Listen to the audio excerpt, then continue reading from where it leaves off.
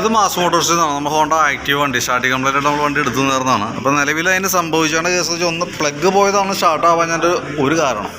പിന്നെയെന്ന് പറഞ്ഞാൽ വണ്ടി എൻജിനിൽ നമ്മൾ ഓയിൽ ലെവലിൻ്റെ ഇത് ചെക്ക് ചെയ്യുന്ന സമയത്തുണ്ടല്ലോ, എൻജിനിൽ ഓയിൽ കൂടെ ഉള്ള ഓയിലാണിത്.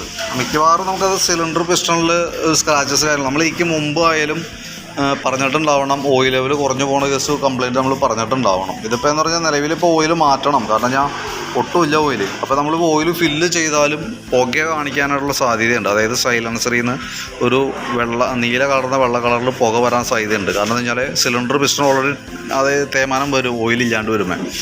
അപ്പോൾ ഓൾറെഡി നമുക്കിപ്പോൾ ഓയിൽ മാറണം. അതേപോലെ തന്നെ പ്ലഗും ഈ ചോക്ക് കേബിളാണ് നമുക്ക് മാറ്റിയിടേണ്ട കേട്ടോ. ചോക്കും വലിഞ്ഞിരിക്കുകയായിരുന്നു. ഇവിടെ നമ്മൾ നോക്കുന്ന സമയത്ത് ചോക്ക് ഓണായിട്ട് നിന്നിട്ട് അങ്ങനെയാണ് പ്ലഗ് പോയത്, ഇങ്ങനെ വലിഞ്ഞ് കയറും.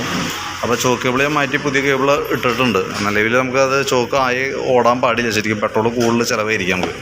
അതേപോലെ തന്നെ പ്ലഗ് നോക്കുമ്പോഴും പ്ലഗിൻ്റെ പോയിൻ്റൊക്കെ കത്തിപ്പോയിട്ടുണ്ട്. അങ്ങനെയാണ് വണ്ടി സ്റ്റാർട്ടിങ്ങിനായിട്ട് നിന്നത്. കറക്റ്റ് ടൈമിലായതുകൊണ്ട് തന്നെ എഞ്ചിൻ കയറി പിടിച്ചിട്ടില്ല എന്നുള്ളതാണ് നമുക്ക് മനസ്സിലാക്കാൻ പറ്റുക. കാരണം സിലിണ്ടറിൽ സ്ക്രാച്ച് വന്നിട്ടുണ്ടാവും എന്തായാലും. കാരണം എന്താ വെച്ച് കഴിഞ്ഞാൽ അതിനുള്ള ഓയിൽ ഒട്ടും ഓയിലില്ല ഇതിനകത്ത്.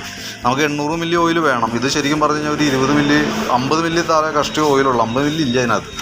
അപ്പോൾ സ്വാഭാവികമായിട്ട് അങ്ങനെ കിടന്ന് ഓടുമ്പോൾ സിലിണ്ടർ പിസ്റ്റൺ ഡാമേജിലേക്ക് പോയിട്ടുണ്ടാവും. തൽക്കാലം ഞാനിത് സ്റ്റാർട്ടിങ്ങിലാക്കി തരാം. ഈ ദിവസങ്ങളൊക്കെ അവധിയാണ് തന്നെ.